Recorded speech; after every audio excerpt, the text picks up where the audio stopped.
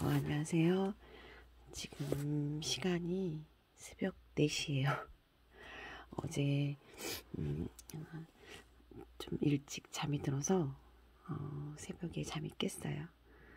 그래서 제가 소개해드리겠다는 본질 육아에서 아이한테 곧바로 흡수되는 부모의 마음 자세, 이 부분을 제가 통으로 읽어드린다고 했는데 통으로 읽어드리기에는 내용이 너무 많아요. 그래서 제가 좀 추려봤어요.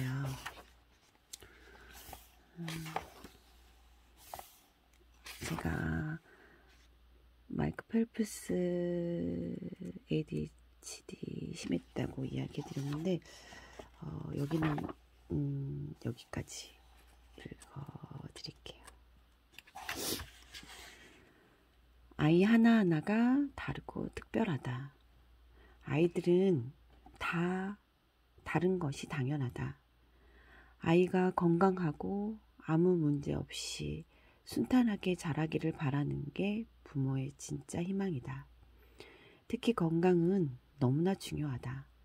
그런데 내가 의사로서 말할 수 있는 건 어떠한 취약점을 가진 아이가 많다는 사실이다.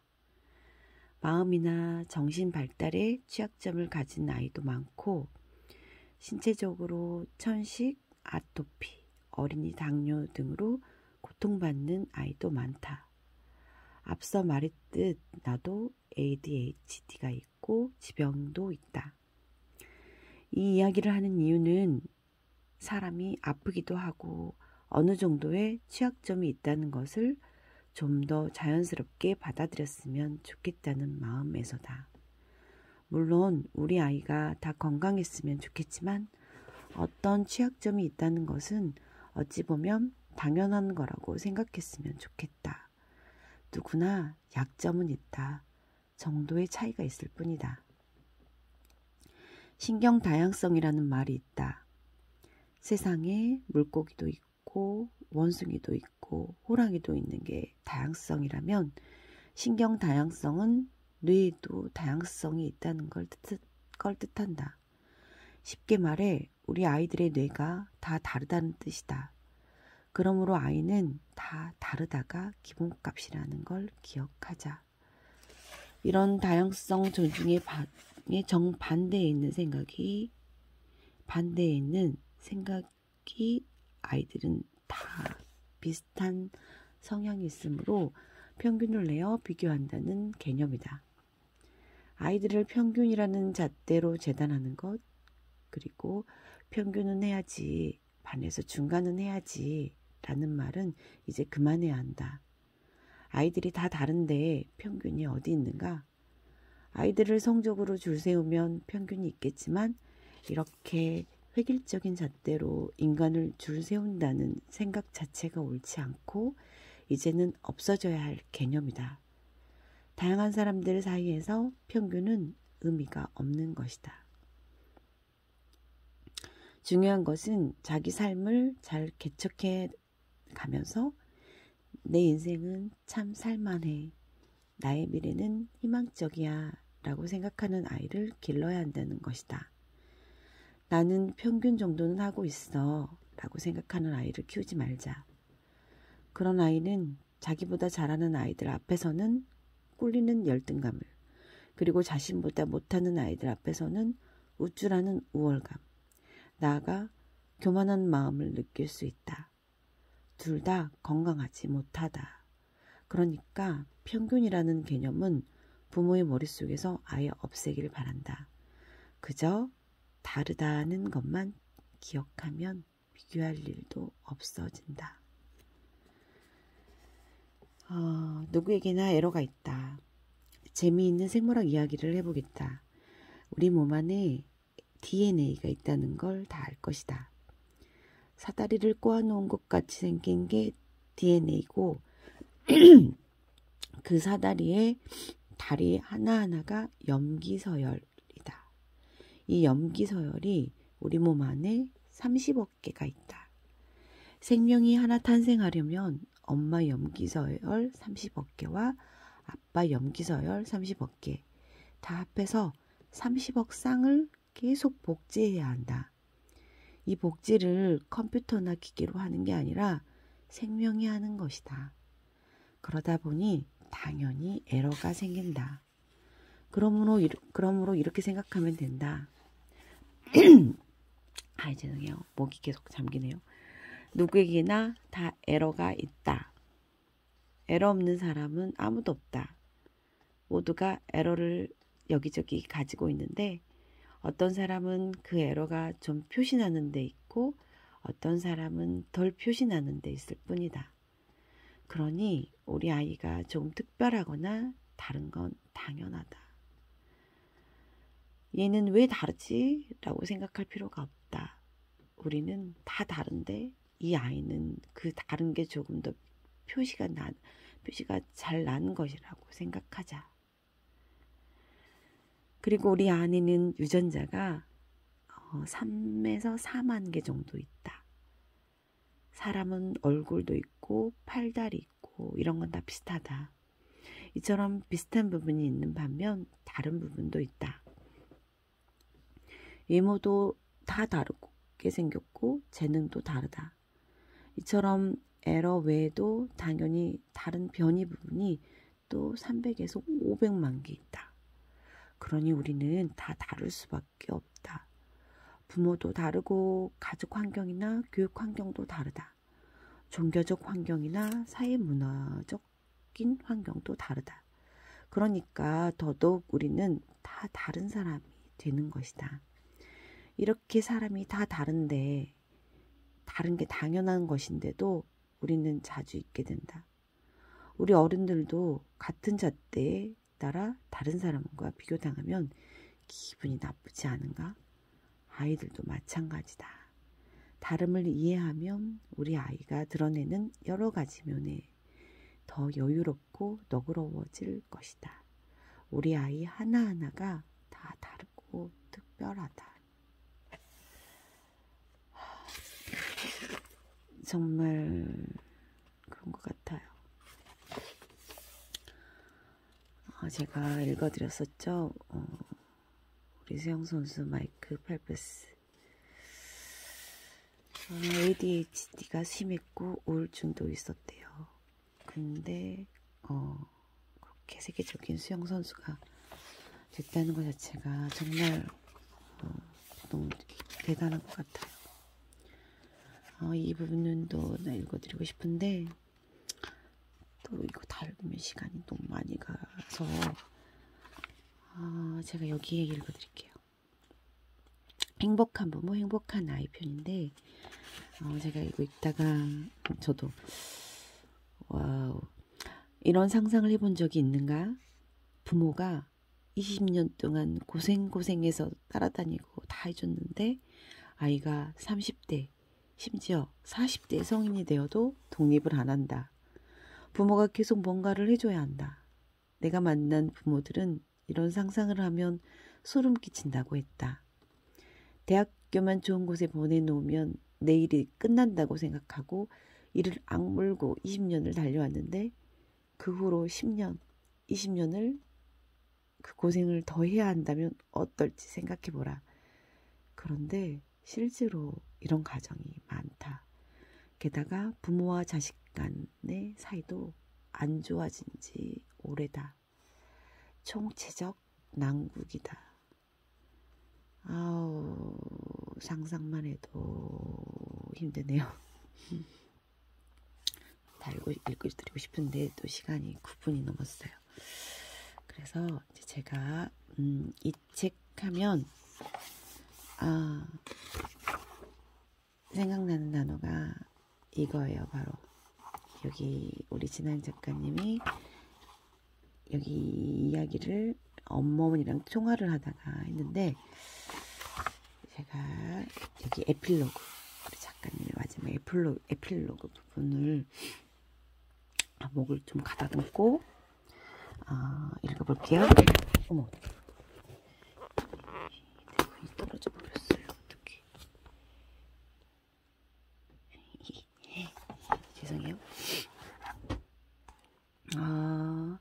아이와 나 자신을 위해 용기를 내자. 목이 계속 잠겨서 어떡하죠? 열심히 아이를 키우는 부모가 자녀에게 궁극적으로 바라는 결과는 무엇인가? 아이가 성장해서 자기 삶에 만족하고 미래의 희망을 가지고 사는 게 아닐까? 그런데 주변을 돌아보면 그렇게 사는 사람이 많지 않다. 30대까지 자기가 원하는 것이 아니라 부모가 원하는 길을 한눈 팔지 않고 가다가 40대가 되어서 자신이 정말 원하는 삶은 뭔지 모르겠다고 말한다. 앞에서도 언급한 세계 행복 보고서는 각국의 행복도를 6개의 항목을 통해 조사한 것이다.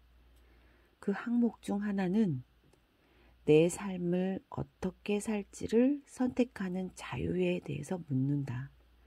자기 자신에게 질문해보라. 내 삶을 어떻게 살지 선택하는데 정말 자유로운지, 내가 원하는 방향으로 갈 수 있는지 생각해보라.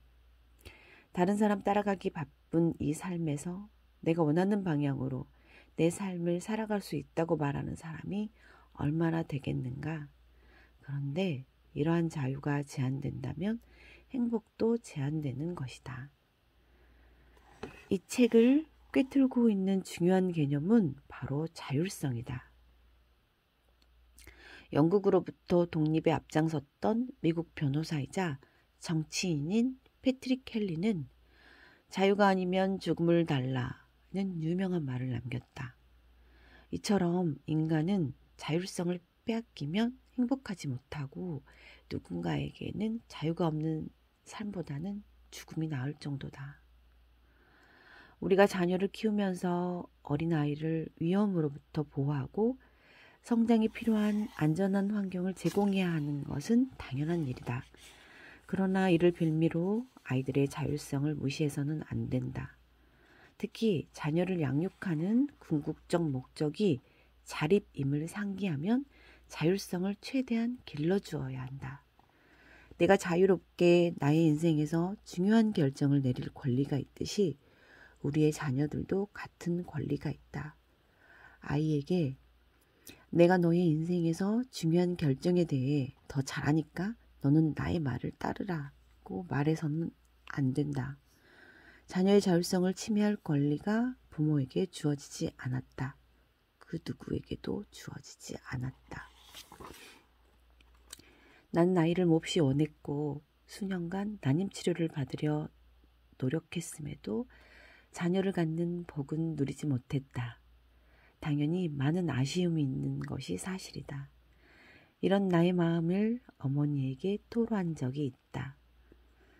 엄마, 나는 아이가 있었으면 정말 잘 키울 자신이 있었는데 나 닮은 아이 하나 낳아서 온 세상을 자기 세상처럼 펼치며 마음껏 살게 키우려고 했는데 말이지. 그러자 어머니가 전화기 너머로 말했다.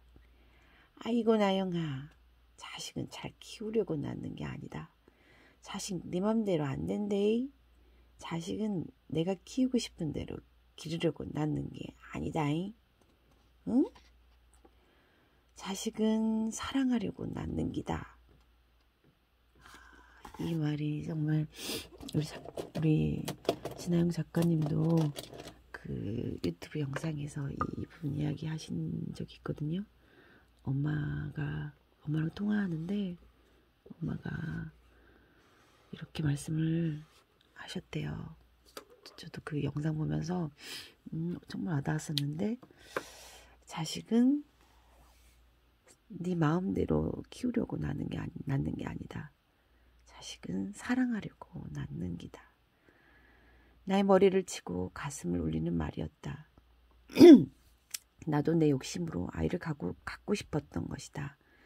아이를 잘 키워보겠다는 것은 아이를 사랑하는 마음이 아니라 나의 욕심이었다.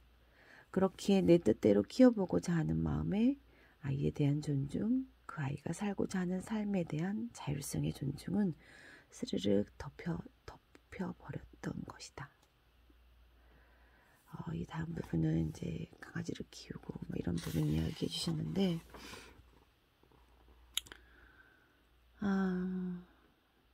저는 이 책을 읽고 제일 생각나는 부분이 바로 여기일 것 같아요. 자식은 내 마음대로 기르려고 낳는 게 아니다. 자식은 사랑하려고 낳는 기다.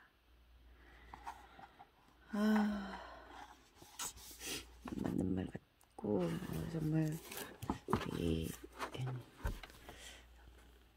작가님의 어머니가 정말 그 어려운 환경에서도 작가님이 그 유튜브 영상에서 그러셨거든요. 장사하고 늦게 집에 이 작가님의 언니랑 둘이 자매인데 하루 종일 학교 갔다 와서 엄마 아빠는 일하러 가시면 저녁 늦게 오신대요.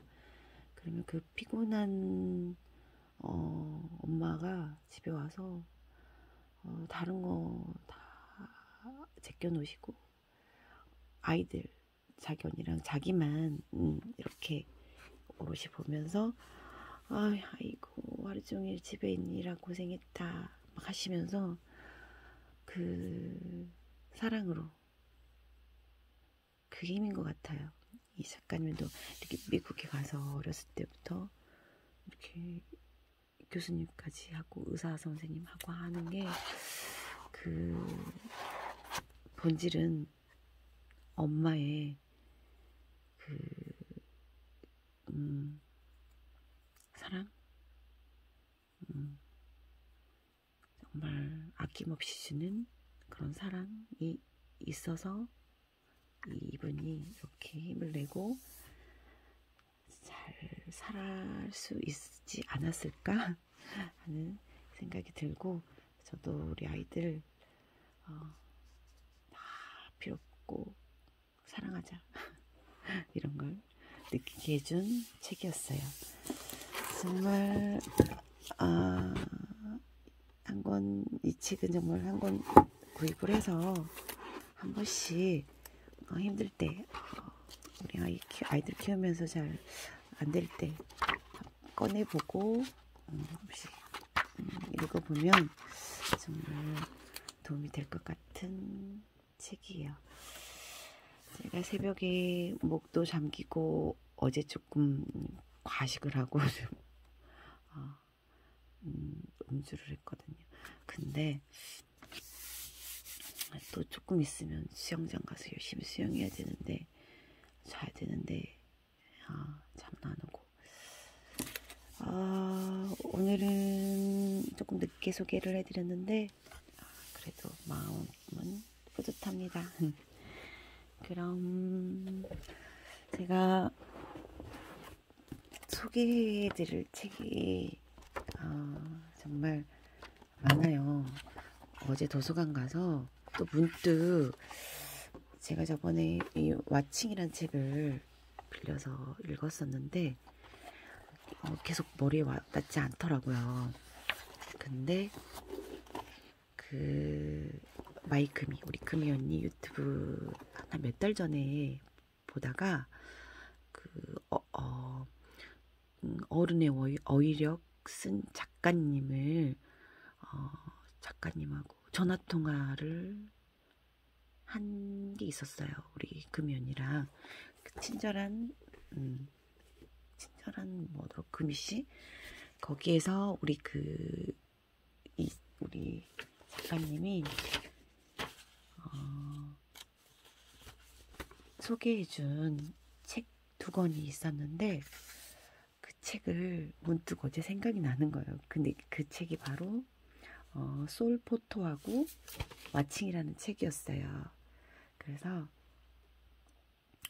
제가 소개해준 부분을 어제 필사를 이 솔포토는 책이 품절돼서 구입을 할 수도 없고 도서관에도 없더라고요.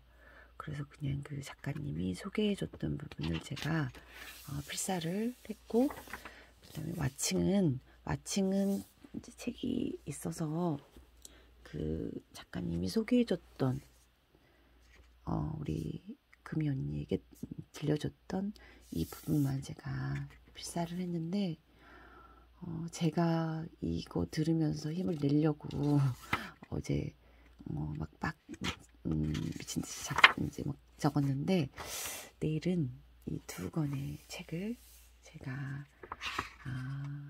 소개를 해드릴게요. 우리 금이 언니 영상 보신 분도 아마 있을 건데, 저는 너무너무 되게 듣고 우리 금이 언니도 울었거든요. 이 작가님이 소개해줄 때. 제가 내일은 이 두 권의 책을 소개를 해드릴게요. 그러면 벌써 20분이 넘었어요. 오늘도 지금 새벽인데 다 주무실 시간인데 계속 주무시고 내일